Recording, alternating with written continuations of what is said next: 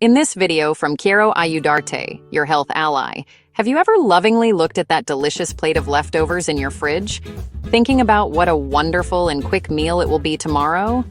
We've all done it. It's a sign of being thrifty, of being practical, and, why not say it, of caring for the food we worked so hard to prepare. However, behind that seemingly simple solution hides a question we rarely ask ourselves with the seriousness it deserves. Are we putting our health at risk by reheating certain foods? The answer, I'm sorry to tell you, might surprise you and forever change how you handle leftovers in your home. This isn't about creating unnecessary alarm, but about shedding light on an everyday practice that, without proper knowledge, can become a problem. The scene is familiar. You get home after a long day at work. You're completely worn out. And the idea of cooking from scratch seems like an impossible task. Your salvation seems to be in that container holding last night's dinner. A few minutes in the microwave and you're all set. But what if I told you that simple act could be turning nutritious food into a breeding ground for dangerous bacteria? Food safety doesn't end when you turn off the stove. In fact, a new, equally crucial stage begins right then. I want to help you understand the ins and outs of this process so you can make smart choices, protecting your well-being and that of your family. Let's think of food not just as a source of pleasure and nutrition, but as a delicate ecosystem. I invite you to join me on this journey of discovery. Are you ready to find out what's really happening on your plate? Rice is, without a doubt, one of the most flexible foods and eaten all over the world. It's the base for paellas, side dishes, salads, and desserts. It seems like a harmless and good ingredient, but it's exactly in its simple look that a risk most people don't know about hides. The problem with reheated rice doesn't come from reheating itself, but from how it's stored after cooking. Raw rice can have spores of a bacteria called Bacillus cereus. These are tough structures that can survive cooking. It's surprising, but it's a scientific fact. If cooked rice is left at room temperature, those spores can grow and turn into active bacteria. These bacteria multiply quickly and make toxins that cause food poisoning. The most worrying thing is that these toxins are heat resistant. Reheating can kill the bacteria, but it won't get rid of the toxins already made.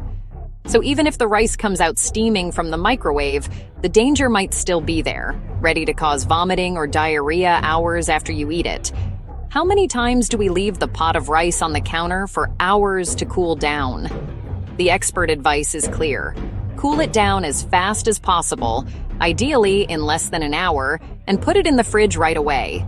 It shouldn't stay out for more than 2 hours. When you reheat it, make sure it's hot all the way through, but remember, preventing sickness happened hours before with correct storage. Had you thought about it this way? Chicken is the undisputed star of countless family meals. Roasted, grilled, in stews. Its versatility is legendary. That's why it's one of the foods we reheat most often. However, this practice, if not done with the utmost care, can lead to serious health problems. The main risk associated with chicken is none other than the dreaded salmonella. It can be present in raw meat. If it's not completely eliminated during the initial cooking, reheating can give it a chance to come back with a vengeance, especially when we reheat in the microwave. The heat is often distributed unevenly. This creates cold spots in the meat, areas where the temperature isn't high enough to kill bacteria. Also, the protein makeup of chicken changes when it cools down and is heated again. This change can cause digestive problems and discomfort in some people, even without significant bacterial contamination. The real danger lies in how it's handled and stored. If cooked chicken isn't refrigerated quickly and stays in the temperature danger zone between 40 and 140 degrees Fahrenheit for too long, any surviving bacteria will multiply at an exponential rate.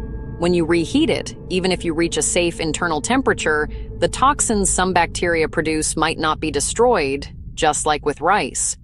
That's why prevention is the best approach. Cook the chicken completely the first time, and cool and refrigerate it as quickly as possible. I want to help you enjoy chicken with complete peace of mind, even the next day. If you're going to reheat chicken, forget about quick and shallow heating. Use the oven, use a pan.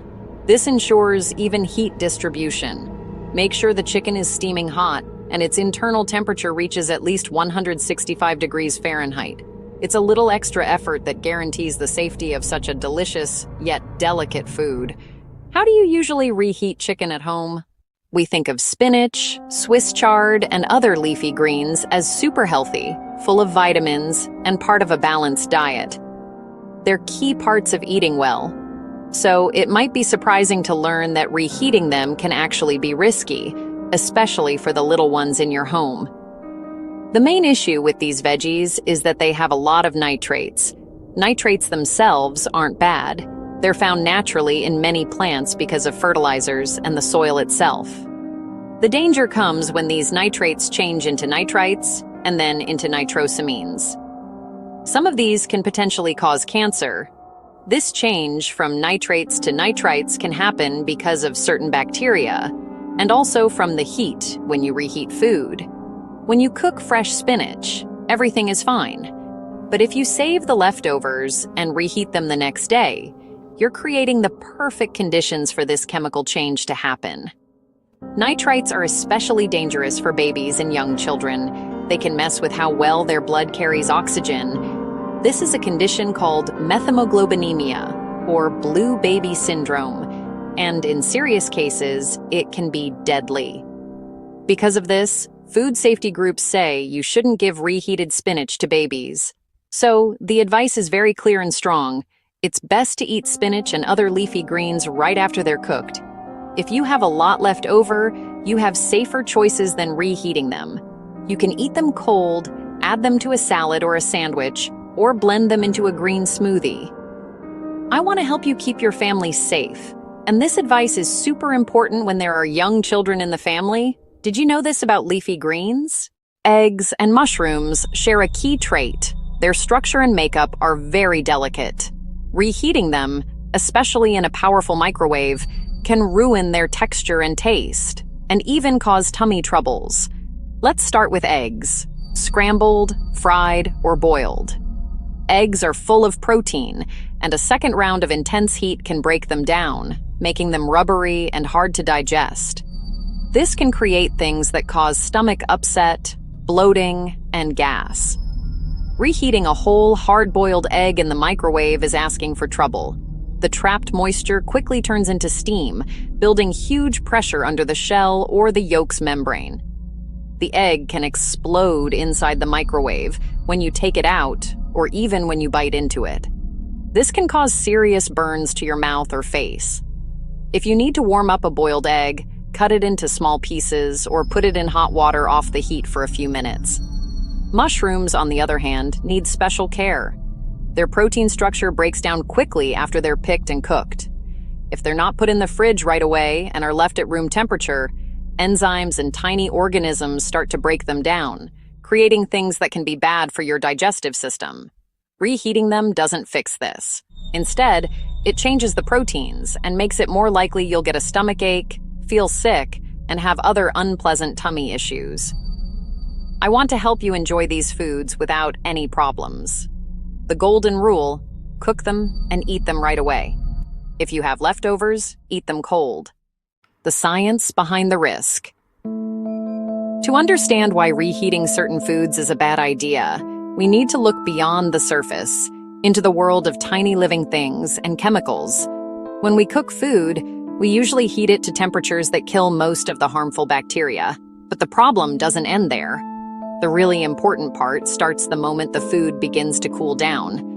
This is called the temperature danger zone, which is roughly between 4 degrees Celsius and 60 degrees Celsius. In this range, any bacteria that survived or that got back into the food find the perfect conditions to grow and multiply.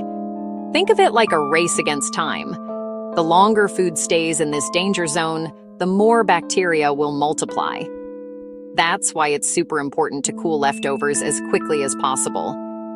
Leaving a big pot of hot stew on the counter for hours is one of the worst things you can do. The middle of the pot will take a long time to cool down, giving bacteria a perfect place to hang out and grow for a long time.